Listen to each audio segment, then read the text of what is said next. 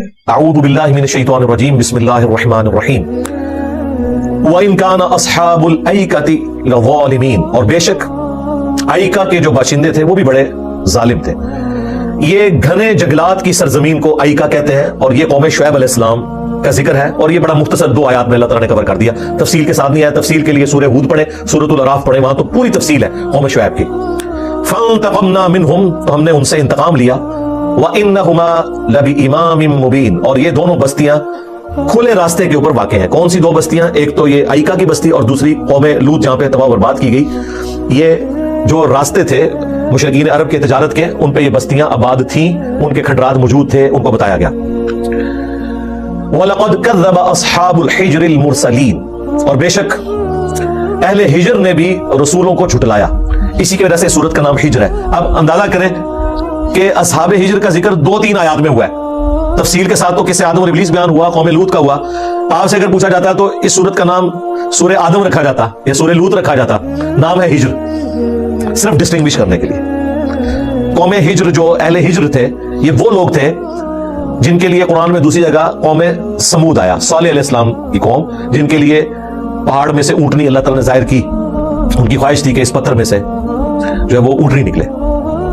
تو پھر اللہ تبارک و تعالیٰ نے انہیں تباہ و برباد کیا جب انہوں نے وقت کے پیغمبر کی آواز نہیں سنی۔ لیکن یہاں جمع کے سیغے میں بات ہو رہی ہے کہ جو اہل ہجر تھے انہوں نے رسولوں کو جھٹلایا، حالانکہ رسول تو ان کے پاس ایک آئے تھے، صالح علیہ السلام۔ چونکہ ایک رسول کا انکار تمام رسولوں کا انکار ہوتا ہے، اور یہ قرآن کا اسلوب ہے، یہ صرف یہاں پہ نہیں، کئی اور جگہوں پر سنگولر کے سیغے میں قوم کا ذکر ہوگا اور آئے گا انہوں نے رسولوں کو جھٹلا دیا، کیونکہ ایک نبی کا انکار تو ساروں کا، یہ تو ہو نہیں سکتا نا کہ ایک بندہ وقت پیغمبر کو جھٹلا رہا ہے اور باقی پیغمبروں کو مان رہا ہے۔ یہ تو ایکسیپشنل کیس ہوا یہودیوں کے یا کرسچنز کے کیس میں، کہ یہودیوں نے حضرت عیسیٰ علیہ السلام کا انکار کر دیا، کرسچنز نے نبی علیہ السلام کا انکار کیا، باقی سب کو مان لیا۔ وہ سورہ النساء میں ہے کہ جو اللہ رسول میں ایمان لانے میں فرق کرے وہ بھی کافر ہے، اور جو میں بعض رسولوں کو مانوں گا بعض کو نہیں مانوں گا، اللہ کو مانوں گا، وہ بھی پکا کافر ہے۔ لا نفرق بین احد من رسلی، ہم رسولوں میں ایمان لانے میں کسی میں فرق نہیں کرتے، یہ اہل ایمان کا عقیدہ ہے۔ تو ایک رسول کا انکار سارے رسولوں کا۔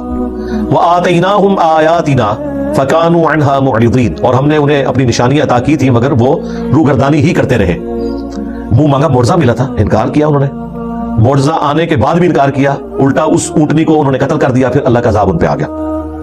وَكَانُوا يَنْحِتُونَ مِنَ الْجِبَالِ بُيُوتًا آمِنِينَ، اور وہ پہاڑوں میں کھود کھود کر گھر بنایا کرتے تھے اور بے خوف ان گھروں میں رہا کرتے تھے۔ یہ آج بھی آپ قرآن کے جو تاریخی مقامات ہیں وہ دیکھ لیں، ویسے اب تو سعودی عرب نے یہ ساری ہسٹوریکل پلیسز کھول دی ہیں، اتنے بڑے بڑے پہاڑ ہیں ان میں انہوں نے گھر بنائے ہوئے تھے، اور اتنے بڑے بڑے دروازے نظر آ رہے ہیں ان کے جو ڈیزائننگ والے ہیں۔ اندر جو کمرے ہیں نا وہ ہماری سائز کے ہیں، یہ جو پبلک میں مشہور ہے نا کہ وہ کوئی 100 فٹ اونچے تھے، نہیں ہے، یہ قرآن میں کہیں نہیں لکھا ہوا بھائی۔ وہ ان گھروں میں آپ جائیں تو 6.5-7 فٹ سے زیادہ کوئی بھی کمرے کا دروازہ نہیں ہے۔ جو بڑے وہ قلعے نما دروازے ہیں وہ تو مین ہے، جو اندر کمرے ہیں نا ان میں جو ان کی چرپائیوں کی جگہ اور چھت کی ہائٹ بمشکل 7 فٹ ہے، 7-8 فٹ۔ اس کا مطلب ہے ان کے قد ہمارے جیسے ہی تھے، لیکن یہ ان کو پاس فن تھا کہ پہاڑ، چٹیل پتھروں کے پہاڑ وہ توڑ توڑ کے اس میں گھر بنا لیتے تھے۔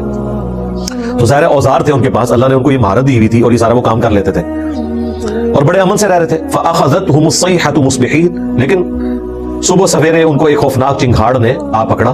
فَمَا أَغْنَىٰ عَنْهُمْ مَا كَانُوا يَكْسِبُونَ، بس انہیں فائدہ نہیں پہنچایا جو کچھ وہ دنیا میں کمایا کرتے تھے، مال نے یا ان کے اتنے بڑے محلات نے یا ان کے مکانوں نے ان کو کوئی فائدہ نہیں پہنچایا۔ جب اللہ کا عذاب آیا تو وہ پہاڑوں کے اندر بھی اللہ تعالیٰ نے ان کو اس چنگھاڑ کے عذاب میں وہ وہی ایکسپائر کر دیا، ان کو ایسی اونچی آواز تھی۔ یہ جو قوم سمود کی بستی ہے صالح علیہ السلام کی، غزوہ تبوک سے واپسی پہ بخاری مسلم میں آتا ہے نبی علیہ السلام یہاں سے گزرے، اور نبی علیہ السلام کے خوف خدا کا آپ اندازہ کریں۔ آپ صلی اللہ علیہ وسلم جب ادھر سے گزر رہے تھے تو آپ نے اپنی چادر اپنے منہ پہ لپیٹ لی اور اپنی سواری تیز کر لی، اور صحابہ کو کہا کہ یہاں پہ عذاب آیا تھا، یہاں سے جلدی سے گزر جاؤ، حالانکہ عذاب بہت پہلے آیا ہوا تھا۔ یعنی وہ اللہ تعالیٰ کی عذاب کی یاد دلانے والی جگہ ہے، وہاں پہ اسٹے بھی نہ کیا جائے۔ اس کو وائس ورسا کر لیں کہ پھر اللہ تعالیٰ کی جو نیک بندوں کی جگہ ہے نا وہ اللہ کے رحمت کے مقامات ہیں، جس طرح اللہ تعالیٰ کی جو عذاب کی جگہ ہے وہ قیامت تک کے لیے ان جگہوں سے آپ نے فوراً گزرنا ہے۔ بلکہ ایون حج میں نبی اسلام نے جہاں وہ ابرا کا لشکر تباہ ہوا تھا، وہ عرفات سے مزدلفہ آتے ہوئے راستے میں وہ جگہ آتی ہے، نبی اسلام وہاں بھی تیزی سے گزرے تھے۔ ابھی پیدل راستہ بھی جو انہوں نے بنایا ہوا ہے نا وہاں لکھا ہوا ہے کہ یہ جو वादी है, इधर से आपने जल्दी से गुजरना है। नबी इस्लाम वहां से गुजरे थे कि यहाँ पे अबरा का लश्कर तबाह हुआ था। वो कब तबाह हुआ था? जिस साल नबी इस्लाम पैदा हुए थे। और नबी इस्लाम उसी रास्ते से आप समझ ले ऑलमोस्ट कोई 60 साल के बाद गुजर रहे हैं, और जल्दी से कि यहाँ पे अल्लाह का अज़ाब आया था। ले जी, यहाँ पे ये अंबिया किराम के वाक़यात तो मुकम्मल हुए। अब ये सूरत कंक्लूड हो रही है, चंद आयात बाकी हैं। वमा खलक़नस समावाति वल अर्द वमा बैनहुमा इल्ला बिल हक़, और हमने आसमानों को और जमीन को नहीं पैदा किया मगर बामकसद, पर्पसफुल। और मकसद क्या है? मकसद यह है कि इंसान के लिए सब कुछ बनाया गया, इंसान को अल्लाह ने अपने लिए बनाया, सीधी सी बात है। और उसका ड्रॉप सीन ये है, व इन्न साअता लआतियतुन, और बेशक क़यामत जरूर आकर रहेगी। फस्फहिस सफ़हल जमील, तो ए नबी इस्लाम आप अपने मुखालफीन से दरगुजर की रविश इख्तियार करें। ज़ाहिर नबी इस्लाम इतने सालों से तकलीफ काट रहे थे, और आपके दिल में भी ख्वाहिश आती थी कि मैं इतने अरसे से इन्हें कह रहा हूं कि पैगंबर का इनकार करोगे तो अजाब आ जाएगा, और उल्टा वो भी मजाक उड़ाया करते थे कि इतने सालों से हम तुम्हारी धमकियां सुन रहे हैं, अजाब तो कोई नहीं आया। अब अजाब तो आना था जाके 15 साल बाद, 13 साल मक्के के और 2 साल मदीने के। 2 हिजरी में अजाब की पहली किस्त आई है गज़वा बदर की शक्ल में। तो 15 साल, उसमें भी 2/3 कुरान मक्की है जिसमें धमकी है। तो ज़ाहिर 15 साल एक बंदा धमकी सुनते रहे तो कहेगा यार ये तो 15 साल से कर रहा हुआ तो कुछ भी नहीं हमारे साथ, एक नेचुरल चीज है। तो फिर हुजूर इस्लाम को भी अल्लाह तसल्ली देता था कि आपने टेंशन नहीं लेनी, दरगुजर करें, इंशाअल्लाह अल्लाह के यहाँ एक वक्त मुकर्रर है, आ जाएगा। इन्ना रब्बका हुवल खल्लाकुल अलीम, बेशक तेरा रब खालिक है और सब कुछ जानने वाला है। अब ये जो आयत नंबर 87 है, ये भी कुरान की एक ट्रुथ रिवीलिंग आयत है। वलक़द आतैनाका सबअम मिनल मथानी, और बेशक ए महबूब सल्लल्लाहु अलैहि वसल्लम हमने तुम्हें 7 आयात ऐसी दी हैं जो बार बार दोहराई जाती हैं। वल कुरान अल अज़ीम, और अजीम कुरान भी दिया है। अंदाजा करें कि ये 7 आयात ऐसी अल्लाह ताला के हुजूर अहमियत रखती हैं कि उन्हें कुरान से हटा के अल्लाह ने जिक्र किया कि 7 आयात बार बार पढ़ी जाने वाली, हालांकि वो आयत कुरान का हिस्सा थी, और अजीम कुरान दिया, यानी अल्लाह ताला ने उसे डिस्टिंग्विश कर दिया। जैसे इय्याका नअबुदु व इय्याका नस्तईन में इय्याका नस्तईन को डिस्टिंग्विश किया, हालांकि इय्याका नस्तईन इय्याका नअबुदु में दाखिल है। इबादत में क्या दुआ नहीं आती है? आती है। दुआ हुवल इबादा, जामे तिरमिज़ी की हदीस है, दुआ ही इबादत है, लेकिन उसको अल्लाह ने मेंशन इसलिए किया ताकि इंपॉर्टेंस पता चले। सारा शिर्क वही दुआ में है। इबादत की जो वाज़ेह फॉर्म है उनमें तो शिर्क मुसलमानों में तो एटलीस्ट नहीं है। कोई इस एतबार से अल्लाह की जात में शरीक ठहरा दे, जालत की ऐसे करते अलग बात है, उमन तो कोई नहीं करता, लेकिन जो इस्तानत है गैरुल्लाह से मदद मांगना, इसमें तो बड़े बड़े मुवाहिदीन फंसे हुए हैं जो अपने ज़ोम में अपने आप को मुवाहिद समझते हैं, तौहीद कॉन्फ्रेंस करते हैं, और ये शिर्क की सारी शक्लें वो साबित करते हैं कि ये तौहीद के मुनाफी नहीं है। यहां पे भी देखिए कितनी इंपॉर्टेंट चीज थी, अल्लाह ताला ने 7 आयात का जिक्र किया कि हमने तुम्हें 7 आयात ऐसी दी हैं जो बार बार पढ़ी जाती हैं, और अजीम कुरान दिया, यानी कुरान खुद अजीम है, उसमें भी वो 7 आयात सबसे ज्यादा अजीम है। वो 7 आयात कौन सी है? सूरतुल फातिहा की।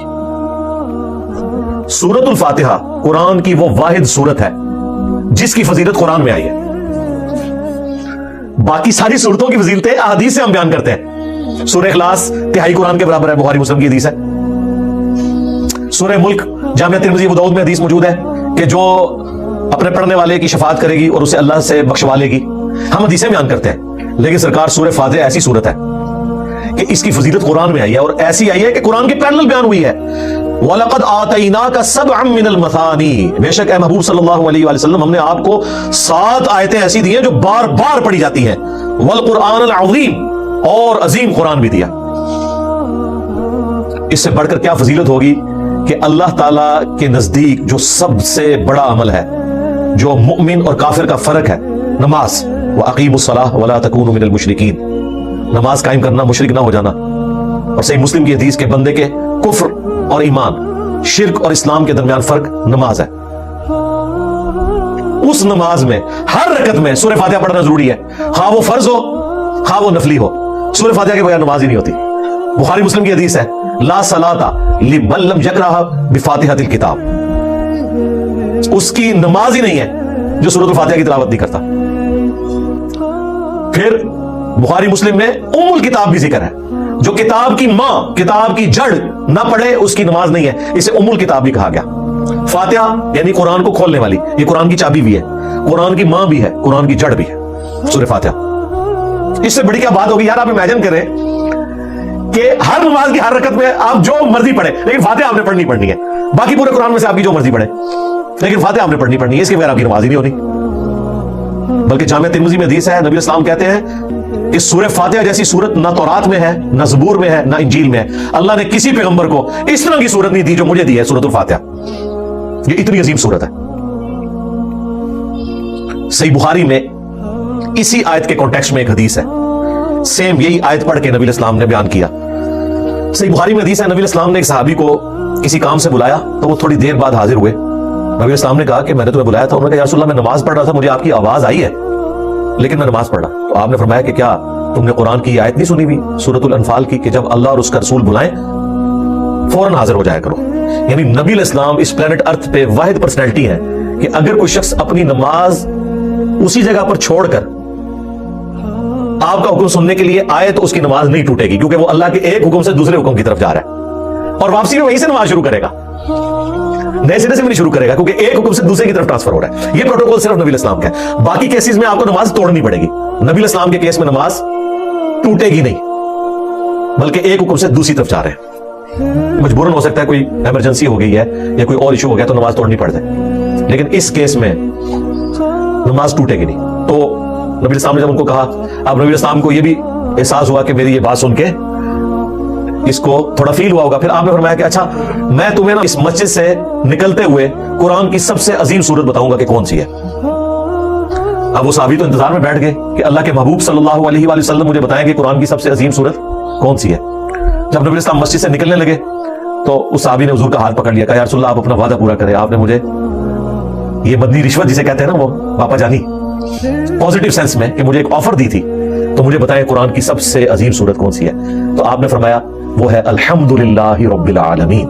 اور پھر آپ نے پڑھا کہ یہ ہے سبع من المثانی، یہ ہے وہ 7 آیات جو بار بار دہرائی جاتی ہیں جو اللہ تعالیٰ نے مجھے عطا کی ہے. الحمدللہ رب العالمین سورۃ الفاتحہ. اچھا اس حدیث سے یہ بھی پتہ چل گیا کہ بسم اللہ سورہ فاتحہ کا حصہ نہیں ہے.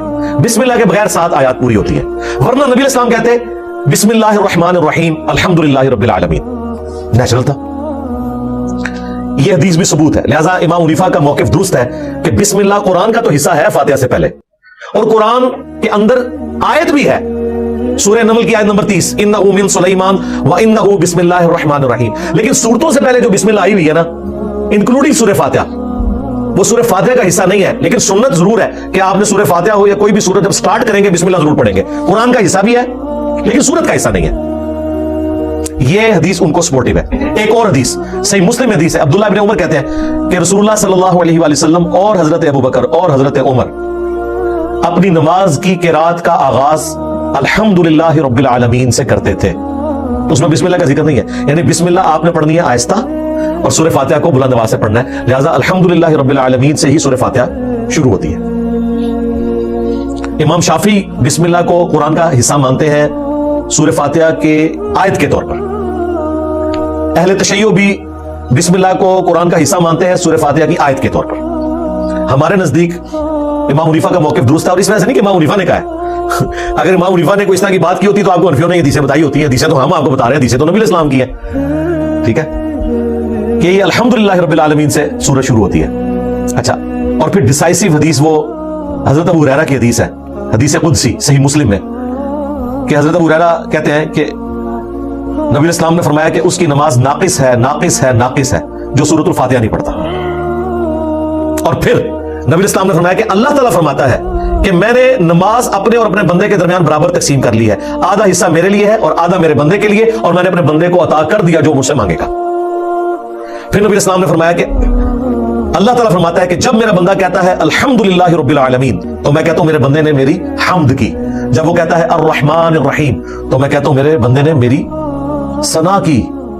جب وہ کہتا ہے مالک یوم الدین تو میں کہتا ہوں میرے بندے نے میری بزرگی کا اعتراف کر لیا کہ میں ہی قیامت کے دن کا مالک ہوں. اور جب وہ کہتا ہے ایاک نعبد و ایاک نستعین تو یہ میرے اور میرے بندے کے درمیان کامن ہے، بس میرے بندے نے جو مانگا میں نے اسے دے دیا. اور جب وہ کہتا ہے اہدنا الصراط المستقیم صراط الذین انعمت علیہم غیر المغضوب علیہم ولا الضالین آمین تو میرے بندے نے جو مجھ سے مانگا میں نے اسے عطا کر دیا. اب یہ بڑا اچھا موقع تھا.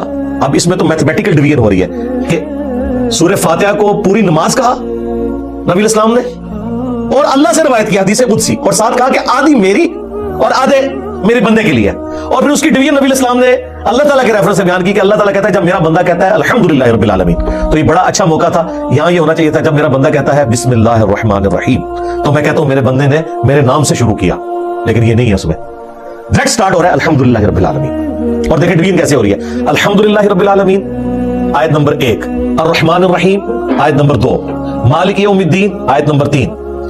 یہ 3 آیات اللہ کے لیے ہوگی جس میں آپ نے اللہ کی تعریف بیان کی. ایاک نعبد و ایاک نستعین مسلم کے الفاظ ہیں, یہ میرے اور میرے بندے کے درمیان کامن ہے. کامن کیسے ہو گیا؟ یہ آیت ایسی ہے جو 2 ٹکڑوں میں بٹ جاتی ہے. ایاک نعبد یہ اللہ کے ساتھ ہوگی, و ایاک نستعین بندے کے ساتھ, بندہ مانگ رہا ہے اللہ سے.